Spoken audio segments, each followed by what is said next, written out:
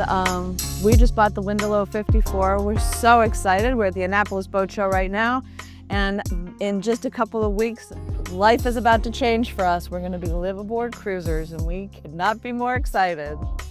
I'm Paul Winkle. I've just sailed across the Atlantic from France, where we brought the boat to the Annapolis Boat Show, and just had an incredible crossing at the wrong time of the year and the wrong weather, and but the boat handled amazingly, and so we're excited to be here and excited to show off Second Star, which is our baby. We love it.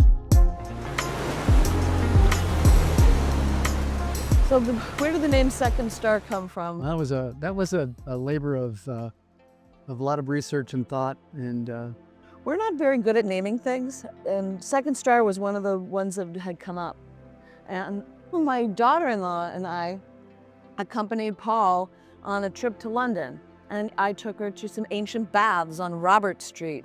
And we went into this place, and it was like a kind of a brownstone, and you went up the stairs, and it was definitely staged. So it was kind of a museum of some sort. We asked the lady, and she said, this desk is where J.M. Barrie wrote Peter Pan in 1904.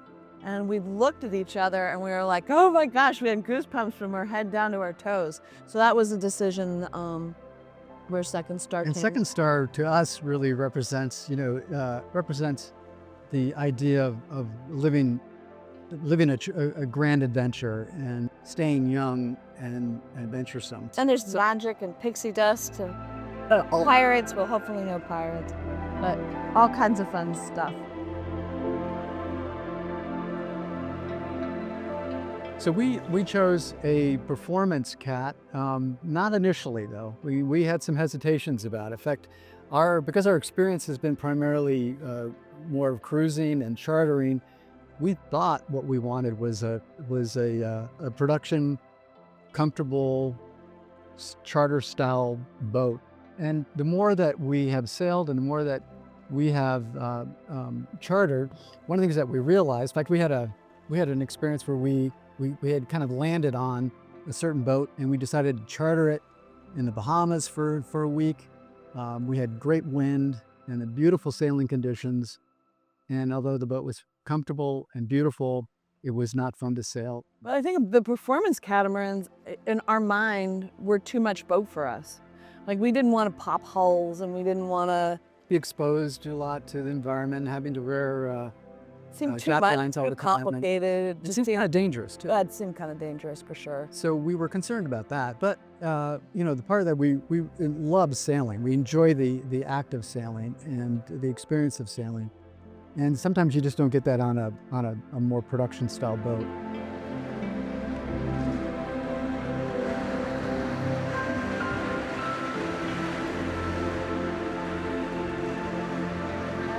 We go to bed and we would watch YouTube videos of every single boat, and we had lists and checklists, and they had to fill all of our criteria and stuff. And we started watching The Great Circle, and this was all during the pandemic too. And we kept looking at it thinking, we can do this. Like, we could absolutely do this. Yeah. And then we were like, we want to do this. We're going to do this. The performance of the boat was really important for us. The experience of sailing, we really wanted to have that hands-on feeling of sailing, the feel for the wind and the boat moving through the water.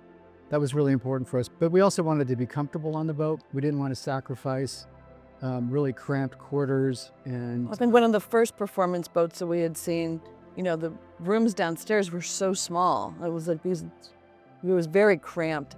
And it didn't look comfortable, and you didn't want to live on it. Like, it'd be fine for a week maybe, but you didn't want to live on it. As we looked into it more, the other thing that became very important to us was sort of the advancement in technology within boats. The eco-consciousness of the boat, I think, became really important to us too. We didn't understand until we really researched it, how a boat is constructed and how that impacts the environment is really important.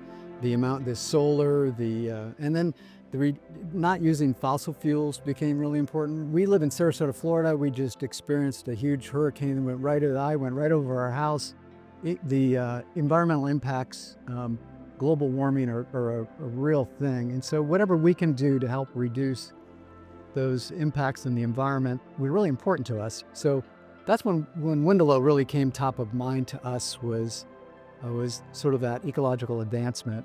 Most people who sail are environmentally friendly, but it's more than just the sailing part of it. It's actually the construction of the boat. It's the engines themselves. Generating your own power. Like we could, when you were out there, just even doing the Atlantic crossing, you had solar that charged your batteries. You didn't run the generator really at all. Right. You know. The boat itself there's really very few sacrifices, if any. The boat is very spacious. We have convenience appliances throughout. Everything is electrified. We've got convection stoves and ovens and microwaves and dishwashers and washing machines, ice makers, all electronic navigation systems. It's a very advanced boat that is incredibly sustainable, both from operations and also in the construction. I think that's a really important thing to consider. And the way Windelo really approaches it, by reducing that carbon footprint by close to 50%, is pretty amazing.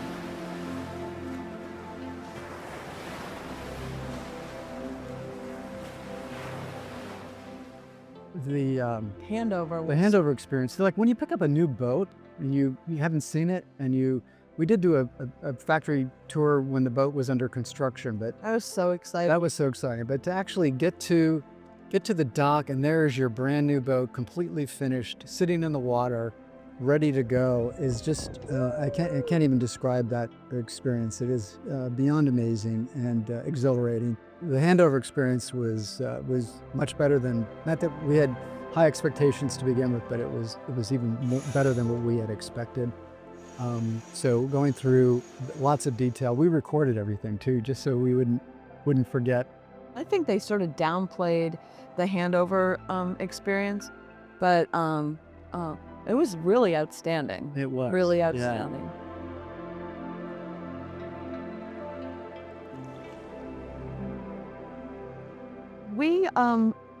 We really took advantage of Windelo's experience and knowledge in how to prepare the boat. It left very little for us to have to try to figure out.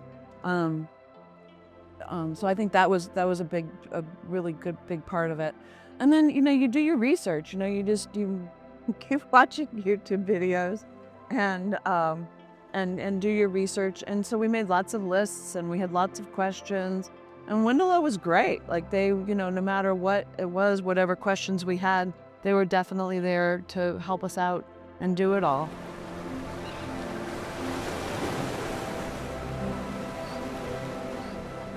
I think one of my favorite things that they did, I believe it was called pontoon bashing. And that was the best thing I have ever done, full stop, period. That was absolutely great. Yeah.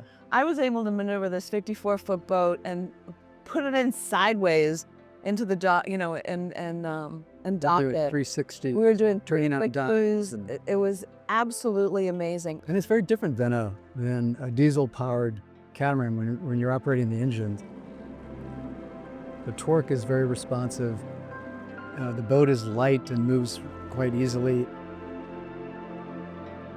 Absolutely outstanding. Really, really great.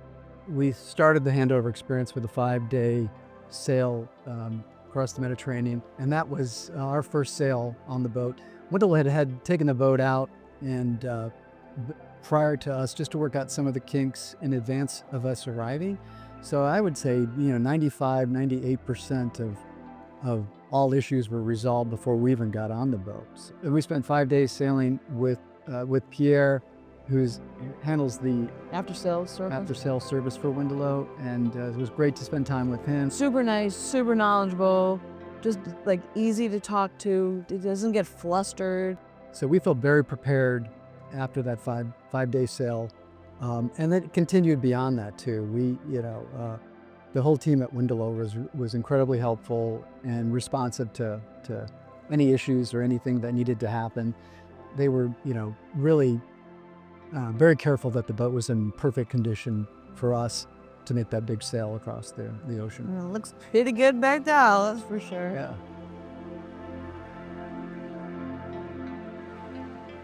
So the Atlantic crossing was an incredible experience. We had just received the boat and just picked it up in France. We're just learning how to use it, and so that whole part was just amazing.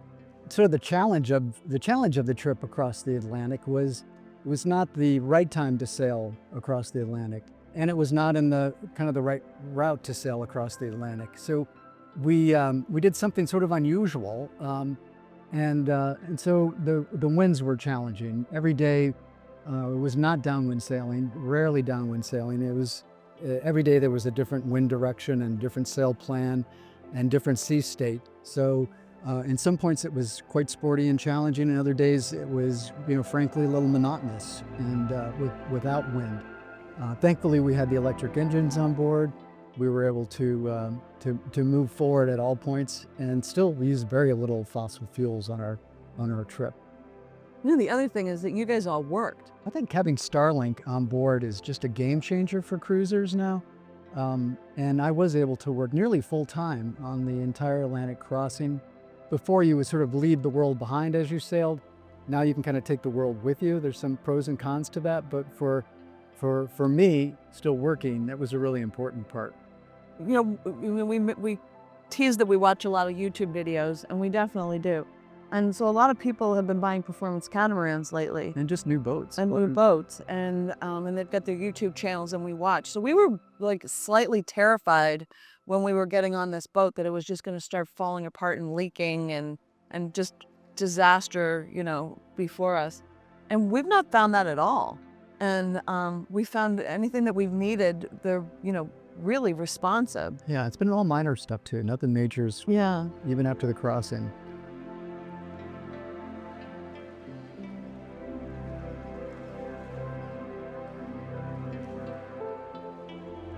We had 5 criteria, and was comfort and style was still really important to us, and safety, because we were afraid that the performance boats might have been a bit too much for us, so we really needed to feel safe, and we really wanted it to be eco-advanced. So the electric engines were important to us. We talked a little bit before about the ecological advancement of the boat and being environmentally conscious and being friendly to the environment. So those were all important considerations for us too. But even beyond that, I'm not a diesel mechanic, and one of the things that was sort of intimidating to me was actually having to maintain and take care of diesel engines. So that's something that I don't have experience in, and I really didn't have a desire to become a diesel mechanic. So there was actually kind of a nice positive to the sort of the low maintenance and ease of operation of electric engines.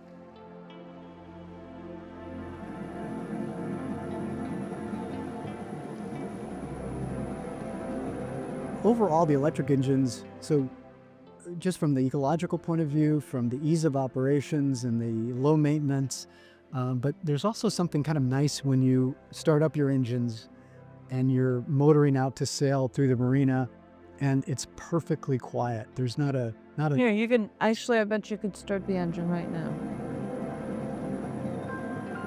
Engine's wrong. You don't hear anything. Nothing. Yeah. So it's incredible. There's no noise.